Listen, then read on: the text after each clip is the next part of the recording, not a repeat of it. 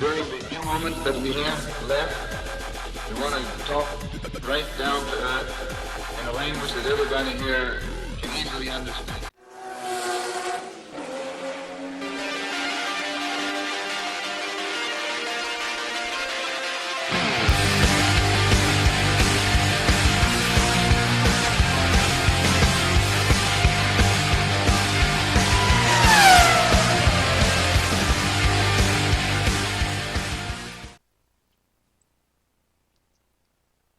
Good evening, everybody, and welcome to Open Paddock Radio, episode 155 on the podcast for those keeping track at home. Sean joining you, as I always do.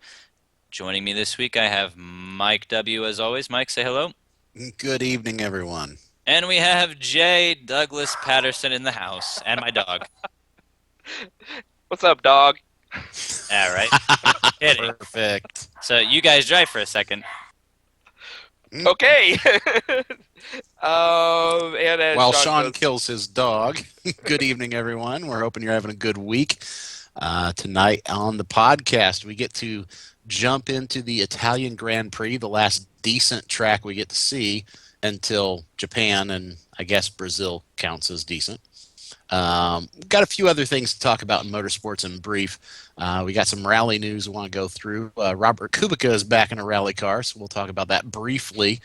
We're going to jump into IndyCar, and that's going to be the meat of the program tonight as we prepare for the championship race at Fontana in front of tens of people in the stands.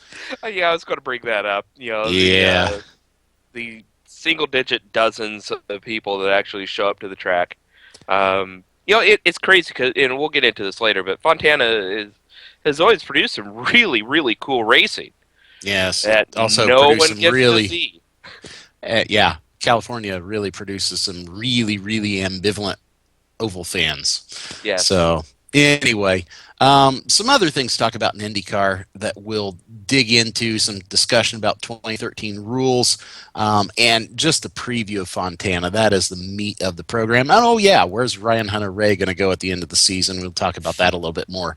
Then we'll jump into the close of the program, and Doug is going to fill us in on the Mazda Road to Indy as the championships are wrapped up or wrapping up, and that will take us wrapped home. up and to be decided. Indeed. Indeed. I'm back, boys.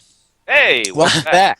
I'm sorry about that. I was just starting, and my daughter, she had went to a neighbor's house for dinner, and the neighbor was gracious enough to bring us some food and bring my daughter back, and that was why the dog was going crazy. So I apologize to the listeners, but as you can see, Mike and Doug perfectly competent of handling this by themselves. Boys, before we get into actually our news, our motorsports in brief, can I just bring up the list of events that we got going on here at ETV coming up?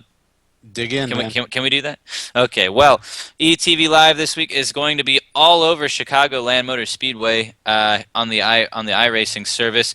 Thursday, the 13th at 9 p.m. Big Dogs racing at Chicago Speedway. Going to be a great show. Make sure you turn out to ETV Live to watch that event. Friday, the 14th, from 7 to 8:10 p.m. is the Pit Report radio show on ETV Live. So a great pre-race show with a lot of great guests. I've been fortunate enough to be a guest on that show, and it's been just fantastic fun.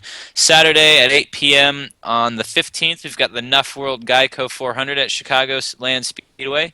Sunday, the 16th at 7:50 p.m., the ESRL Elite Pro Series at Chicago Speedway. As you can see, a kind of a constant theme here as the Sprint Cup opens up the chase for the championship in Chicago. And Monday the 17th, from 6 to 8 p.m., we've got And the Winner Is Motorsports Show Live. That is a phenomenal program here on ETV Live. A great show. Definitely tune in and give a listen to that. At 9 p.m. On the 17th, that being Monday still, Real Sim Racing's Full Throttle Cup Series at Chicagoland Speedway. They are in apparently a chase race format, as that will be chase race number 1. And then Tuesday night, you can catch us here That would be the 18th of September, from 9:30 to approximately 11, or whenever the hell we decide that we want to be done, for Open Paddock Live Radio. Just as we have this week, we'll have your full championship wrap-up from Fontana. All the open wheel championships will be decided, and we'll move on to the likes of Formula One and Rally for the rest of the season, as IndyCar season is disgustingly short. But all broadcasts are a single channel at the top of ETV Live's webpage, that being etv-eplay.net, and you can also catch those on ETV Live Radio 24 or it's on the ETV Live Radio, powered by HD Radio Network. There's also 24/7 classic rock, so check the website there for your weekly syndicated show listings, guys. ETV, your leader in sim broadcasting for your sim racing needs. And as we approach the off season, we're going to start to see a lot more events pick up as people try to fuel that addiction. I hate to say it that way. So that's what we have going on. Let's go ahead and jump into Motorsports in Brief, though, because we had a race. It was in Monza, so our second real high-profile classic Formula One circuit. I think it's like the last, maybe aside of maybe Suzuka. Are they going to Suzuka? Yeah, we got Suzuka coming up, okay. And then also, Austin. Who knows what that's going to be like? I mean, you've got, what was it, like 120 feet of elevation change through the track, so there's some real potential there, but, it's a brand new circuit. That's going to be naked of trees all around and everything. I mean, just so much character when you go to Monza and Spa. Yes, Spa. And then you Monza. go to the rest of the circuit. Here's what Monza and Spa are like. Monza and Spa are like Wrigley Field, and then you go to the rest of the Tilkedromes on the circuit, and they're like the 1985 dual-purpose football and baseball stadiums that had all green, plush siding and all that kind of junk, and they just weren't good places to see ball. Yeah. No character. So anyway. Moving on. Yeah, well, let's talk about Monza. And as Bob Varsha always says, before you race, you must qualify. So let's talk about that. The qualifications. It was a great day to be McLaren. I can tell you that much. As Lewis Hamilton and Jenson Button swept the front row with a 124. Button with a 124.133. Felipe Massa with where the hell did this guy come from? Putting up a P3 time at 124.247. Yeah, my question is, if Massa was P3, oh my goodness, Alonso was going to qualify on the pole, except for the what was it, sway bar junk, or what was that was the issue with his car? Something broke in the suspension, I thought. The rear sway bar. Yeah, okay. We had so they changed his sway bar and the attachment bolts, and also Massa's before the race. So fun stuff. Yeah, we had Paul di Resta surprising. Well, not really surprising. Those Force India seem to be pretty good on the high speed tracks. Di Resta slotting in P4, Schumacher P5, Vettel 6th, Rosberg 7th, Raikkonen 8th, Kamui Kobayashi, the nice P9 run in qualifications. And then, as you said, Fernando Alonso with his troubles fell back to P10. But yeah, you're right. Alonso was quoted as saying, pole position would have been easy. So, that's scary when he can say that. I mean, I think, guys, just judging off of the way Alonso's been, the way the car is, and the results they're putting together, Ferrari has got their snap together. I was going to say it, and shaving cream, and I still want to, but I'm gonna hold back. But they've got their stuff together, boys, and I'm not buying the bluff anymore. About we're not that great. We're the weather's helped us, and we've got a great driver. No, look, and that car is on it. And this race weekend played into Alonso's hands so perfectly, even though he had, such an atrocious qualifying effort. And at the end of the day, he was only able to get the car up into third. He had an absolutely perfect weekend because of what happened to everybody else. Yeah. Falling like flies. It was wonderful for him. If you're an Alonso fan, you had a great weekend. Oh yeah, like you, Mike.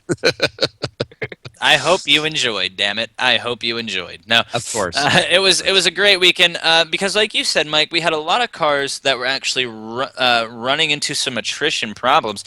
Sebastian Vettel, who had really jumped up and was looking to challenge Alonso for that championship, he fell by the wayside with an alternator issue. Lewis Hamilton, he obviously would win the race and kind of help himself a little bit. But I mean, at the end of the day, it was really, you look through the listing, Raikkonen no better than P5. Other championship contenders, Sebastian Vettel 22nd. I mean, come on. I mean, that's just Yeah. that's just terrible. Vettel had an interesting race. He was doing well. However, Alonso came alongside and was able to overtake him. Shortly after overtaking him, Vettel, his day ended with alternator failure. Yeah. Well, I guess. after the drive-through penalty for nearly sending Alonso into certain death. And that's certainly a topic of conversation, but really when you look at the video from last year and this year, there really isn't much of a comparison because Alonso did leave him a lot of room compared to what Vettel actually taking him to the edge of the track and initiating contact. Whether he realized Alonso was there or not is really immaterial, because if you look back last weekend when Grosjean ran Hamilton off the track and then caused that whole schmozzle at turn one. Grosjean didn't know Hamilton was there. Yeah, well, after the incident with Vettel, Alonso had some serious issues. Ferrari told him, hey, keep off the curbs, big man. We don't really know what the hell's going on, but there's a problem. Yeah, they said after the race that they had broken parts in the rear end. They didn't really elaborate exactly what that meant, but they did tell him, like you said, during the race, stay off the curbs. And Alonso did say it did hurt his pace.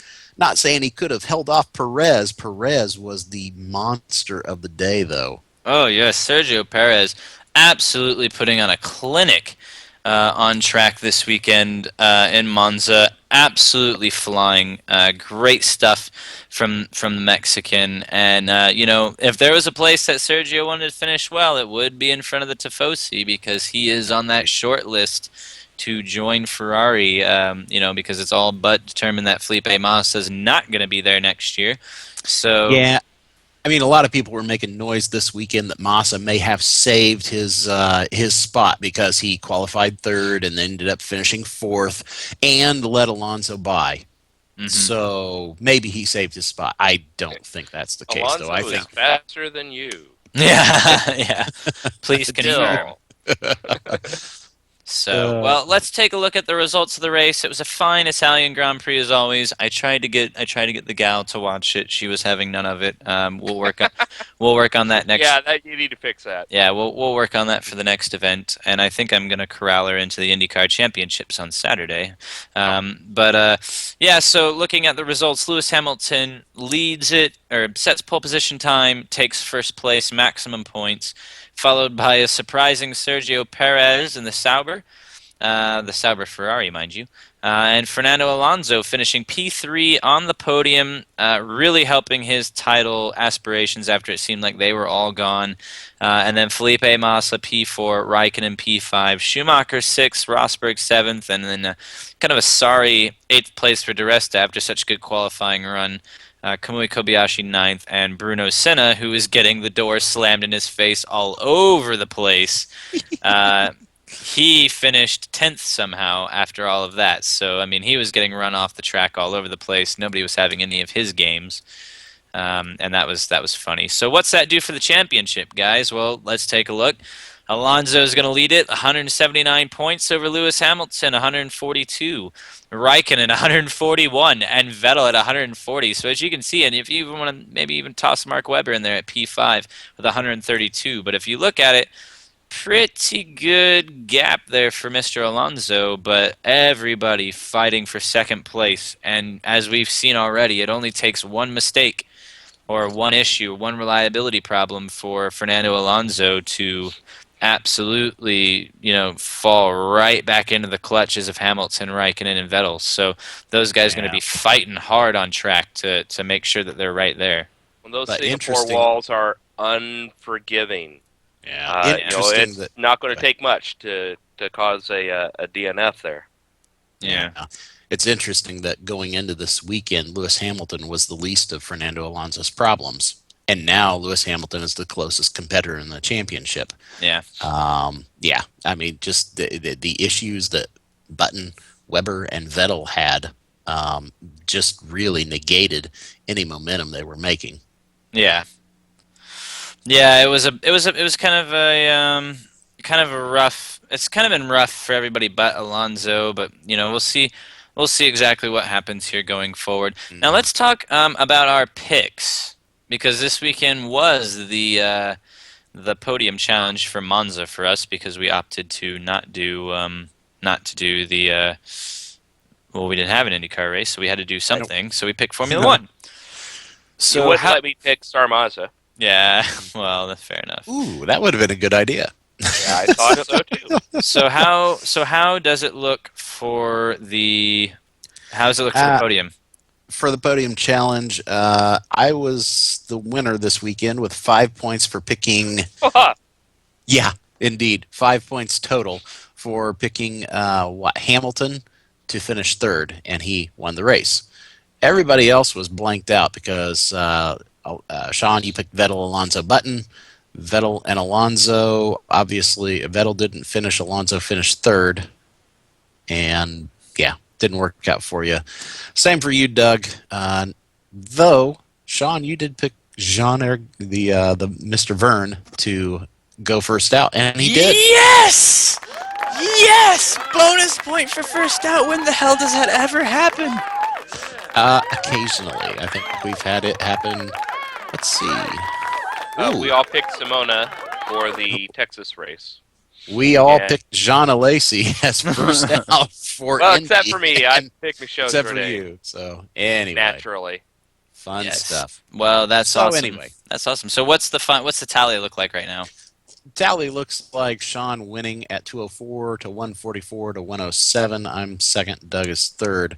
Sean is in he's in the whole shot position for the extra steak at the end of the year. Yes, I can't wait. It'll be so fantastic coming back from eating shit chow hall food for 6 months to get a St. Elmo's steak. It doesn't get any better than that, boys. It just doesn't.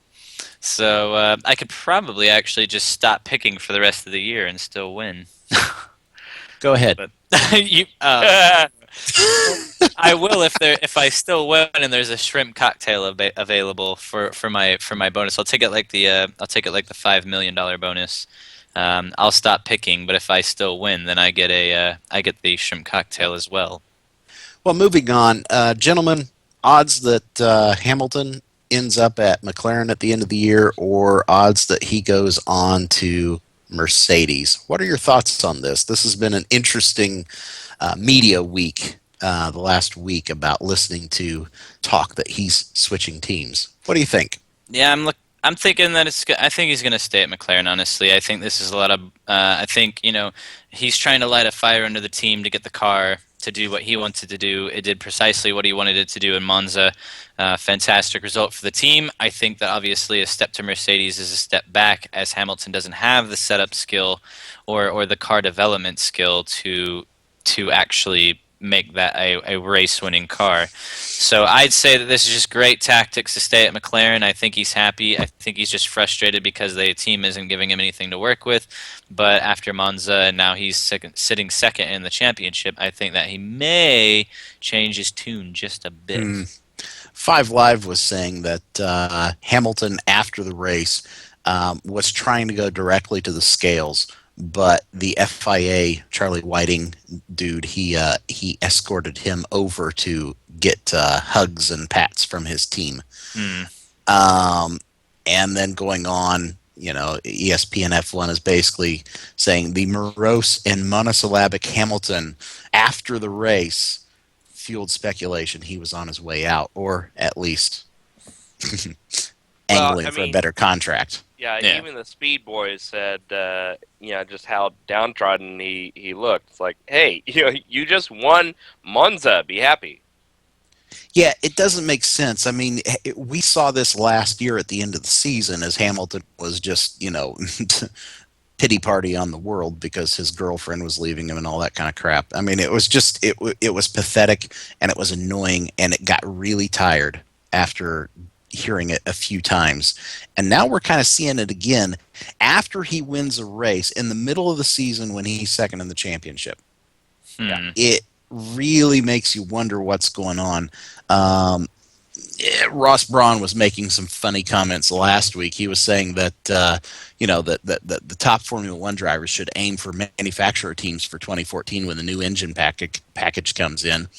He was also talking about Schumacher. When he decides to retire, he should just, he's more than welcome to take a management position with the team. And among other things, it really sounds like at least Mercedes is angling to get him on board. And Braun was making comments that, well, despite the speculation, Mercedes is going to stay in the sport as more than just an engine manufacturer. That was the speculation. They were going to basically withdraw from the sport except as an engine manufacturer. Braun's saying otherwise. So maybe they're just trying to woo a Hamilton to jump ship and join their team. Yeah, what do you think, Doug? I was thinking, wasn't it AMG that was supposed to take over that, and Mercedes was just... Yeah, you're right. We're just going to provide the engine, and and AMG was going to take over the chassis construction.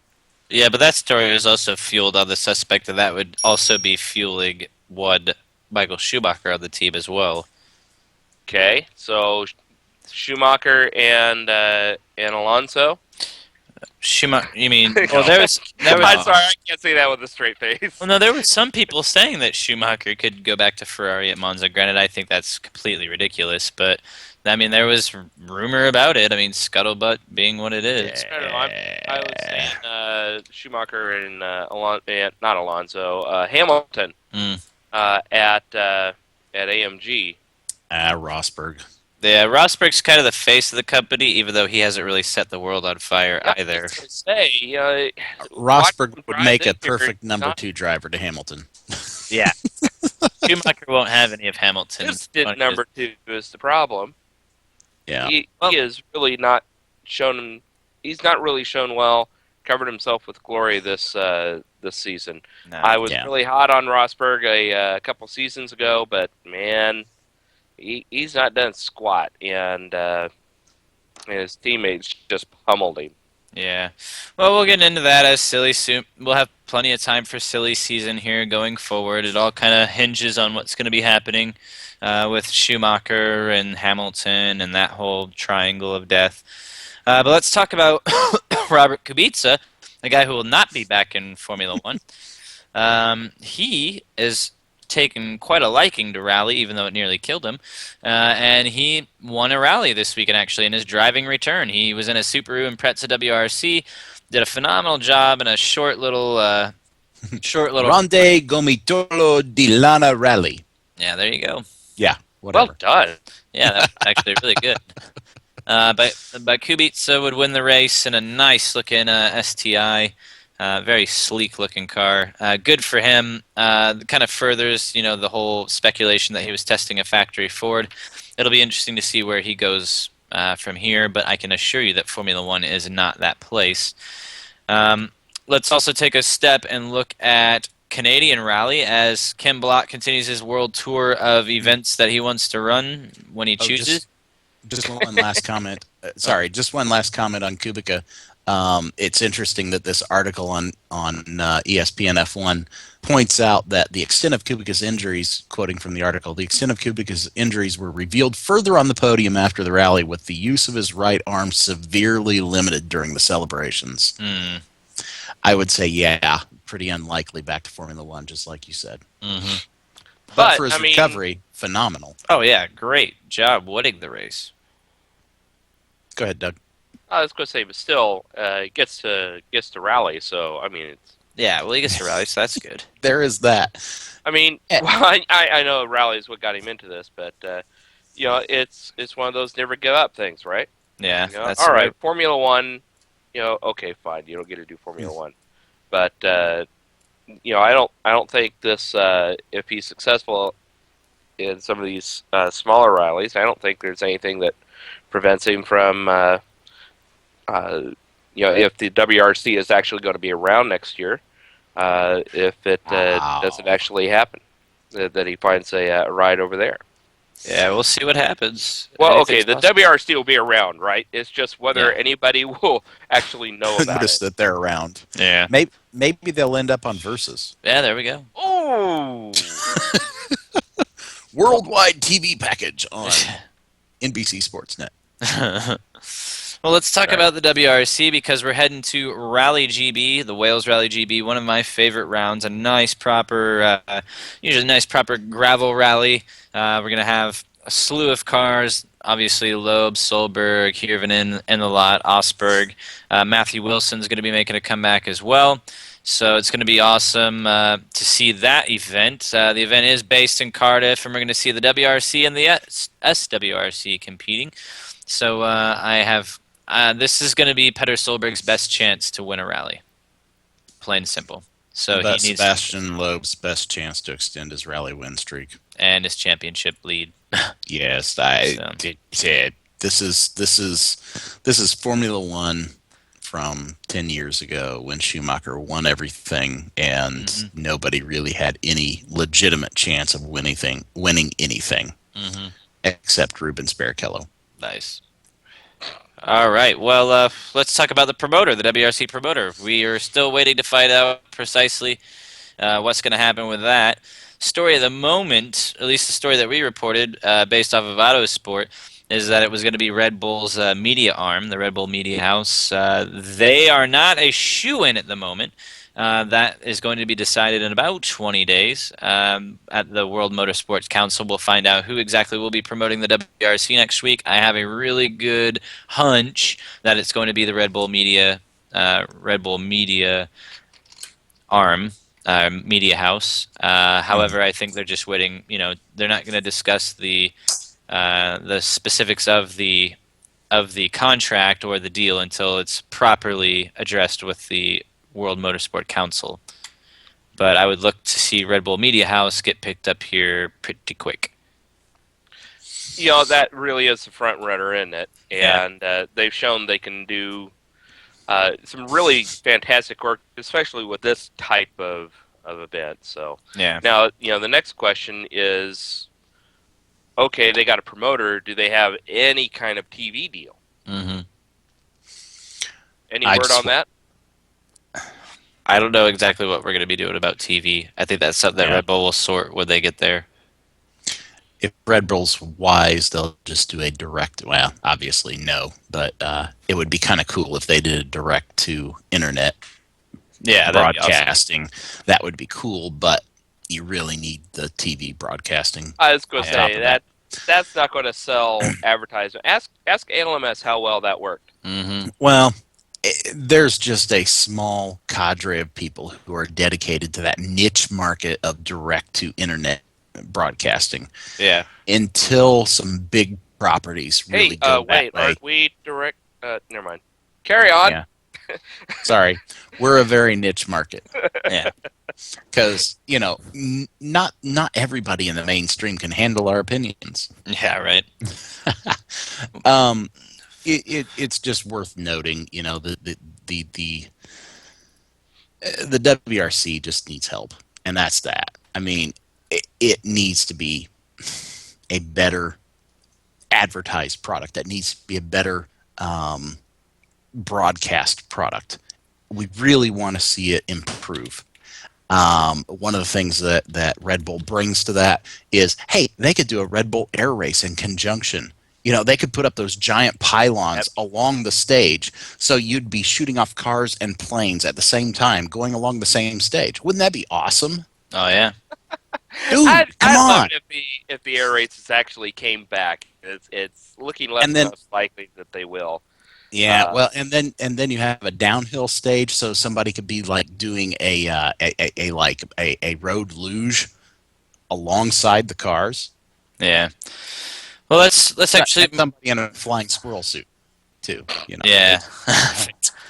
Well, we'll get into that more as the time draws near, but let's talk quickly about the Grand M LMS merger. It was finally made official. We had hinted on it on the show last week.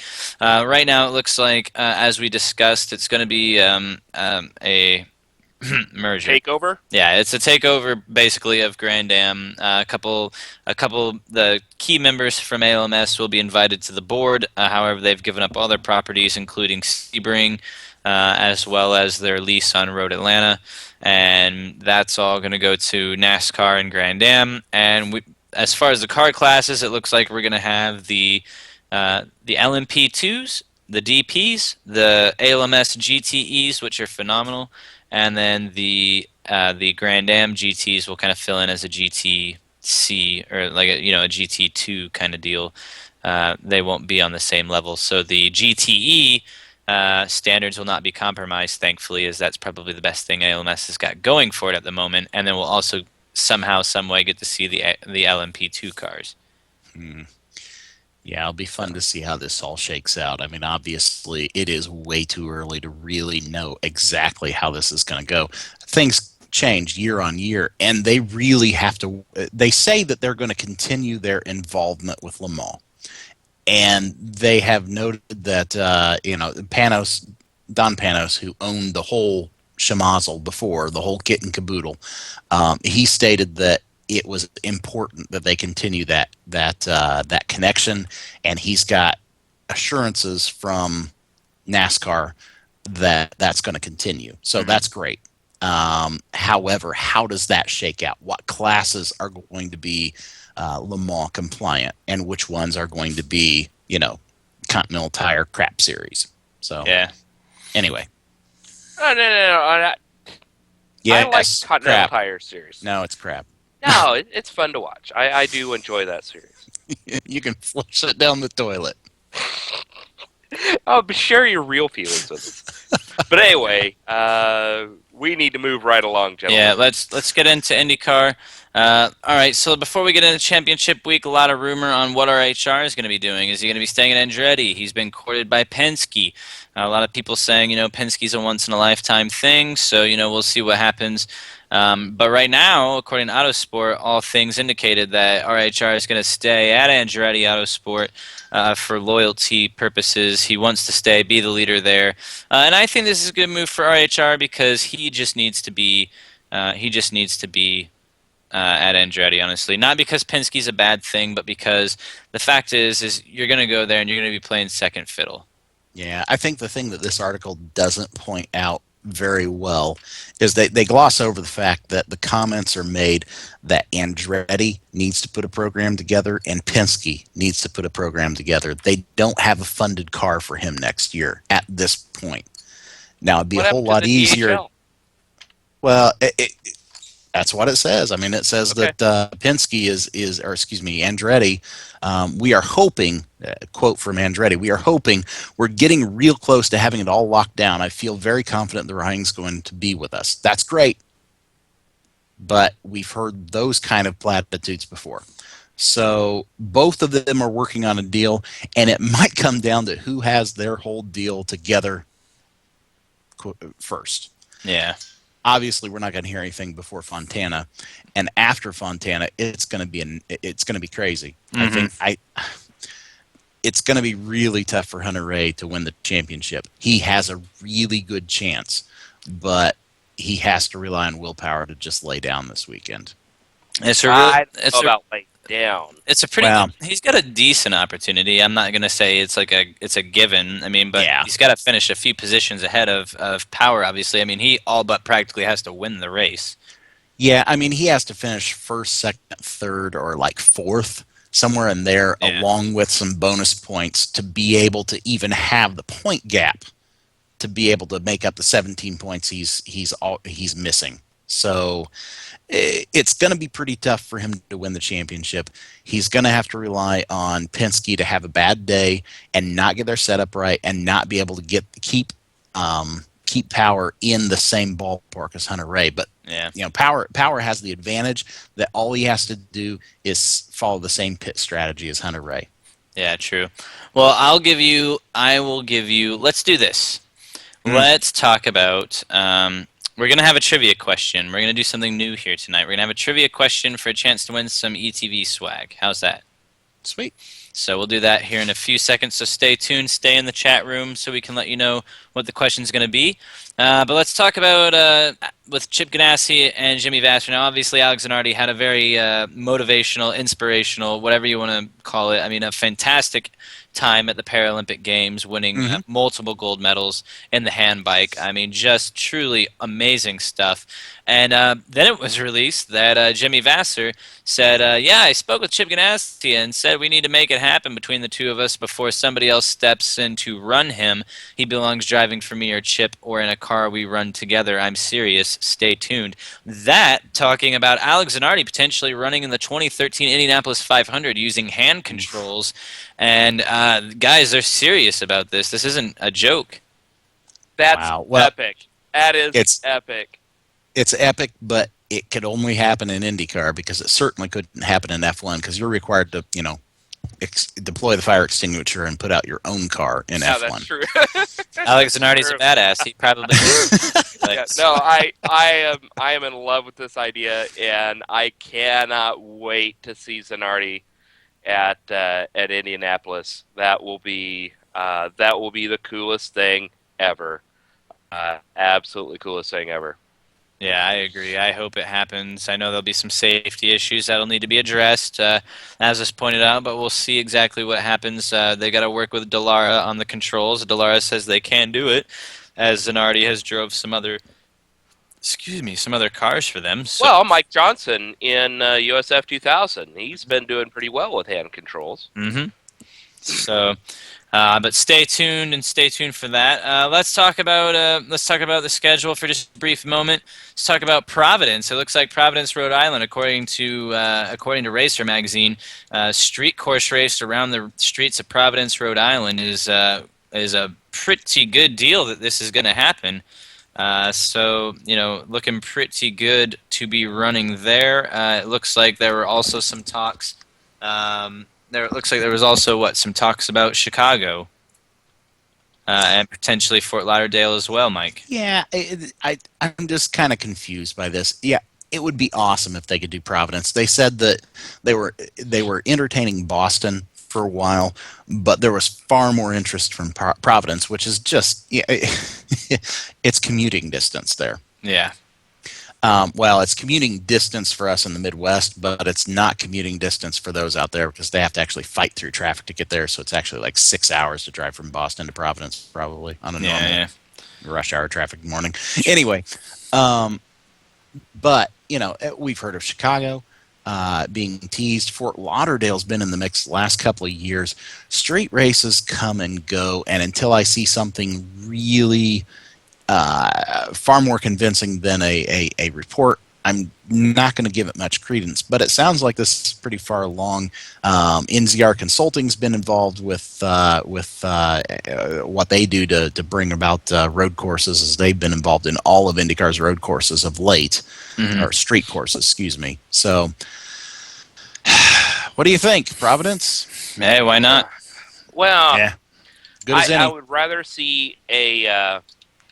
I would rather see Road a America, race Road Atlanta. Well, I wouldn't mind. I'd love to see Road Atlanta, and I'll tell you why I'd love to see Road Atlanta. Road Atlanta is in a market that is underserved. Well, I guess you could kind of say that about Rhode Island too, but Baltimore isn't that far away. Mm-hmm. New Hampshire really was a nice place. It's unfortunate they didn't stick with it and try to grow that try to grow that event. But I would love to see us over at Portland. I've mentioned this before. We are nowhere in the Northeast. The closest we get to the Northeast is Edmonton. Ugh. It's or not Northeast, Northwest. Pardon me, the Pacific Northwest. And so, I'd really like to see us over there. Providence, Vancouver, Portland, something like that. Vancouver would be good too. And Or, But yeah, or how about that Seattle street track from Gran Turismo? Oh Lord. yes, that was a cool circuit. That had some really sketchy turns in it. I actually Yeah, indeed. disappointed it wasn't in the subsequent versions. But anyway, I'll believe this Rhode Island thing when I see it. We heard there's going to be a second race down at Porto Alegre down in Brazil. We're told there is going to be a China race this year. Yeah. Tell me some more good ones. I'll believe it when I see the green flag fly. How about that? Yeah. Well, we are working on one track, and it looks like for the Chevrolet Detroit Belle Isle Grand Prix, which is going to be May 31st through June 2nd of 2013, it looks as though we've got some track repairs going on, or at least some surface repairs going on for this event. So that's a positive sign. Yeah, well, it's a positive sign if you care about this track, which I think there are like 3 people in the entire IndyCar series world that think this is a good idea. Roger Penske, Chevy, and Tim Cindric. Wow. Yeah. Sorry, Tim. Guilty. So, yeah, we'll see what happens. But great news for the event overall. What becomes of that event, we'll see. But it is definitely good news. Now, there was a great article on speedtv.com about the 2013 rules. And the discussions was actually between Marshall Pruitt and Will Phillips. And a lot of it was kind of like, meh, I don't really know. Because we're talking, hey, are we going to have standing starts? Perhaps, maybe. Aero kits after Indy? Maybe. So, there's a lot of things. More horsepower? Probably not. More boost? Yeah. Hell yeah, why not? So, I mean, definitely some interesting questions being answered as far as what 2013 is going to look like and what the DW12 is going to look like as it continues to go through its massive test program. Yeah, I mean, standing starts, that's been a buzzword this year. We're supposed to get them maybe after, around Edmonton or later this year, but it just didn't work, mainly because both manufacturers didn't develop their anti-stall. And we're hearing maybe we'll see it at one track next year. And obviously this is all in flux, so maybe next year we'll hear that they're going to do it for half of the season or something like that. Obviously, it's something we'd like to see, but I don't really care to see it at all road and street courses. I would care to see it at the street courses. I'd like to see it, especially say like Long Beach. I'd like to see it at Baltimore if they can't get the chicane thing on the front straight figured out. Even if they do get it straightened out, I am okay with I don't want to see a standing start at some place like Mid Ohio. Oh yeah, The flying start on the backstretch, that's classic. You got to keep that. I say just do the standing starts on the street courses. Yep. Do the standing starts where you don't have room to do a flying start. That would be my advice. And really, it does come down to some of the street courses. The road courses seem to be okay on that. Now, as far as aero kits, there's 2 schools of thought. Randy Bernard just had an interview with Racer, and he said aero kits 2014 we're hoping because manufacturers, they want another way to brand their cars. And he really went into that and talked about it at length. But then we hear from Will Phillips that it's still being considered to do aero kits after Indy in 2013. So there are 2 schools of thought on this. Maybe there's a chance we'll see him in 2013. But if Randy Bernard's saying 2014, he was a big champion of that. I think it basically means that the manufacturers are resigned to the fact that 2014 is when they're going to get involved. One of the reasons that Randy pointed out is Chevy really hasn't been he said we need to talk with Chevy and see how we can work together with them to activate their sponsorship more, which means they're not doing crap. Here's an engine. And he's saying aero kits were one of the ways we told them that they could activate their sponsorship by putting an aero kit on the car to independently brand the car, and now they can't do it. So maybe we screwed them over. You think? I mean, that smells like a bait and switch to me. Yeah, and that seriously is exactly that. It's a bait and switch, and the owners are the ones who gave it to us. Yeah. Randy went on to say that part of the issue with Aero Kits were more the owners who wanted to build their own parts instead of basically being standard spec parts. Mm. And that was also the issue with the costs. So anyway, moving on. Talking about a fix for the rigid tub causing the car to tip towards the wall. We saw that at Indy. They cut some grooves in the chassis to alleviate that. I guess Dallara is coming out with their first actual fix, not their jury-rigged baling wire and duct tape fix of cutting some grooves in the chassis. They're going to be coming out with that fix for this weekend at Fontana for those owners who can afford to buy the parts. Oh, nice. Isn't that lovely? Oh, you didn't have the money? You die. No, I mean, I guess it's a step in the right direction, but they've had since Indy to work on it, so it should be made available to all teams. Yeah. Will Phillips did point out that in 2012 there were lots of changes to the rules and specs from race to race as they changed boost, they changed aero parts, let's do anti-stall. Well, no, maybe we don't have anti-stall. Okay, there's a lot of back and forths on what was in the rules and was allowed and changes that came along as they were required for the season.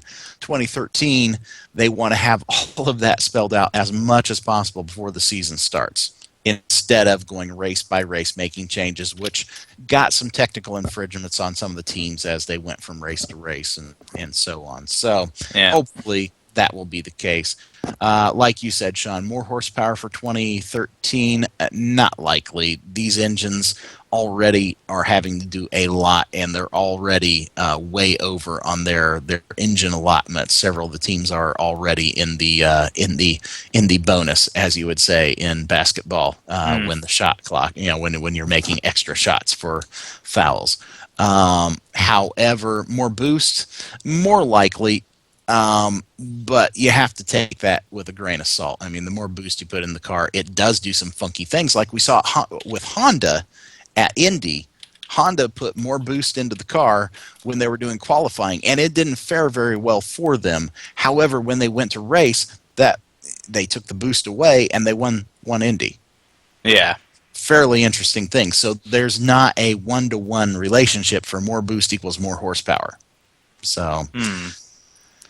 Well, let's see. They're considering extending the engine rebuild interval. Yeah, I think that's mainly that they're considering to have more races, so they're going to have to basically spell out a larger mileage range for the engines. But then they're also talking about less testing. We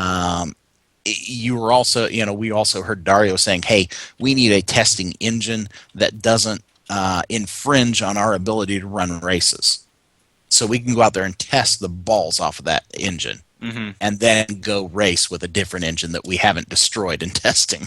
Yeah, true. The other thing about less testing, it's cheaper for Firestone. Firestone, there are times when we're having testing at 2 and 3 different tracks, especially in preseason. And because you have testing at 2 or 3 different tracks, you have Firestone at 2 or 3 different tracks with different setups, and they're having to provide tires.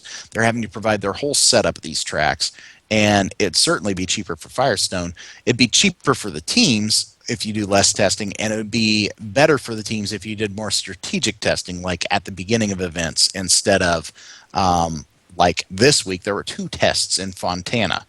2? Seriously? Rock on. Anyway, go ahead. On Fontana. Yeah, let's just talk about Fontana, and we're going to do our trivia question now. We're just going to do it in the chat room, so get your little typing hands ready. The first one to get this correct is going to be the winner of an ETV mouse pad. So a little ETV swag for you. Maybe throw something on there. So we got quite a few to give away. So we will do just the chat room this time, and then we'll open it up to a much broader audience for the next time and see what we can do. But the question is what is the name of the trophy that IndyCar will award to the 2012 champion? So I have the answer. Hmm. I'm waiting patiently. Waiting. Go chat room. Go. Right? Go chat room. Unleash the Anyway. power of the chat room. Unleash the power of your Google foo. Yes, exactly. Anyway, let's move on with Fontana preview and see if the chat room can pick that up fairly quickly.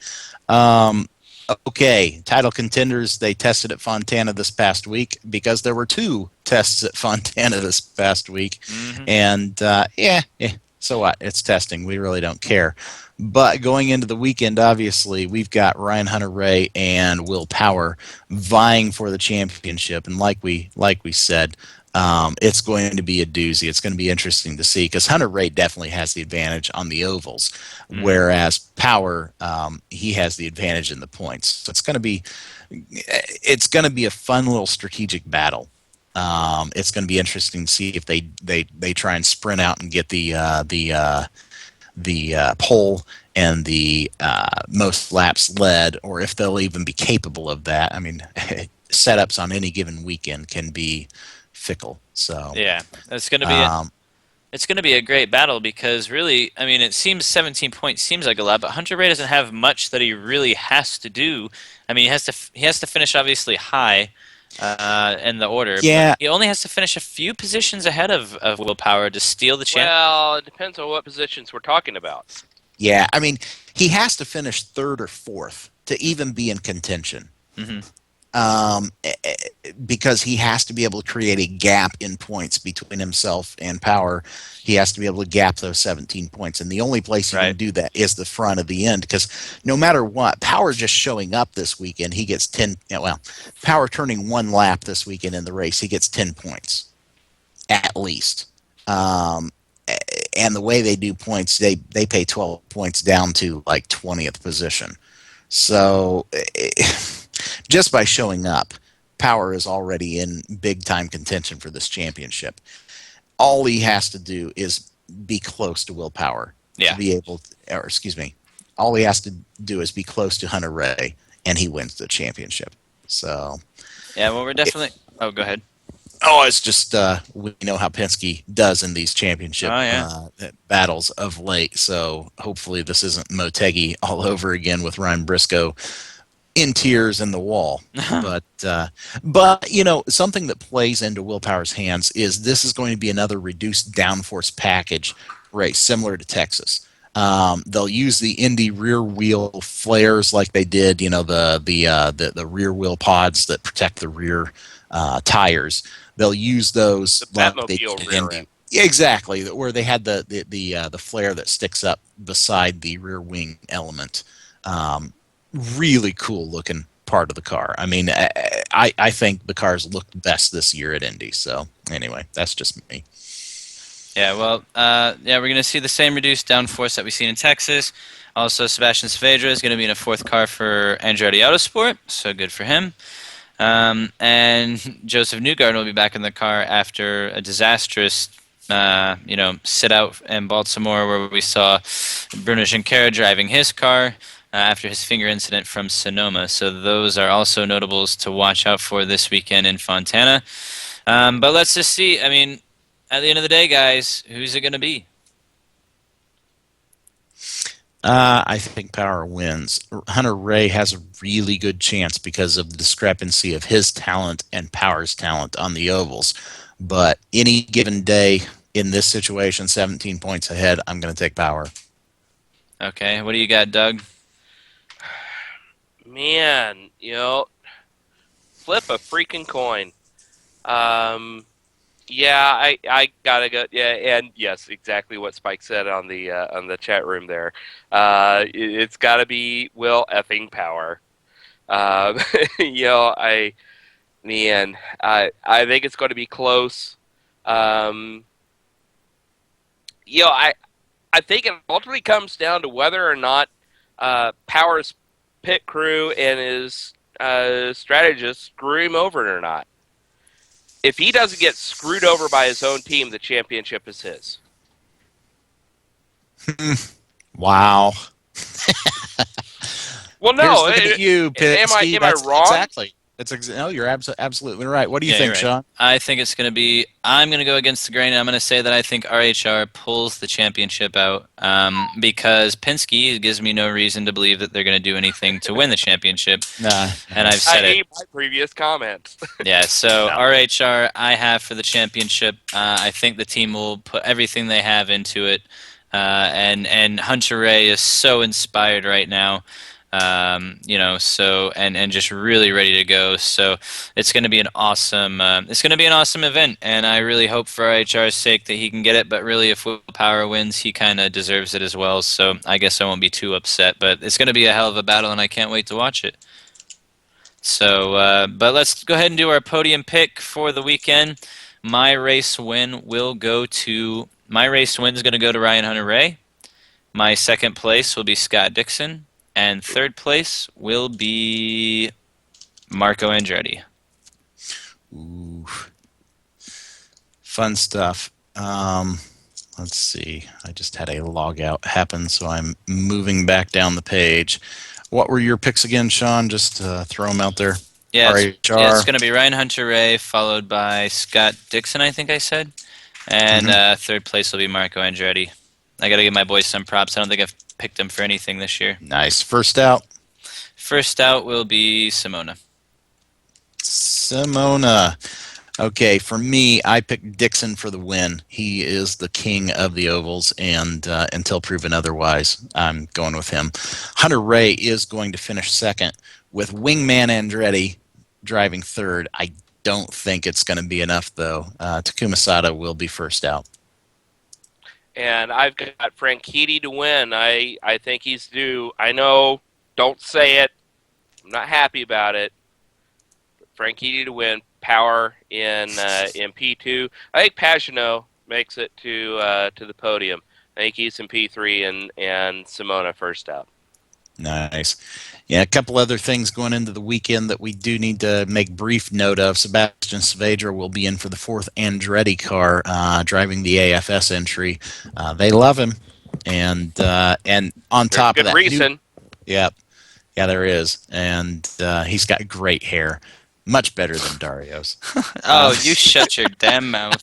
He's got awesome hair. He does have awesome hair, but nothing beats the 60s retro look that Dario Franchitti brings. That's what I like, the retro. I don't like the new age initial D hairdo.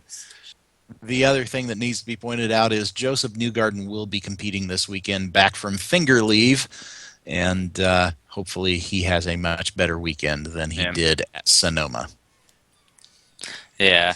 So let's talk about. Let's go ahead and move along though, because we're about to run out of time. So, Doug, can you give us a quick rundown of what has happened and what is about to happen in the Mazda Road Indy? Hawksworth won the championship in Star Mazda on race 1 at Laguna Seca. Sage Karam started on scuffed tires, on old tires. They went off. He went off at turn 6 twice in consecutive laps. Done. In Indy Lights, flip a freaking coin. Is it Vautier or Guerrieri? I think Guerrieri gets the edge since we're racing on an oval, and he's proven to be super fast on super speedway. Stefan Wilson is back at in Firestone Indy Lights racing for FanForce United, and so it'll be good to see him back in the series.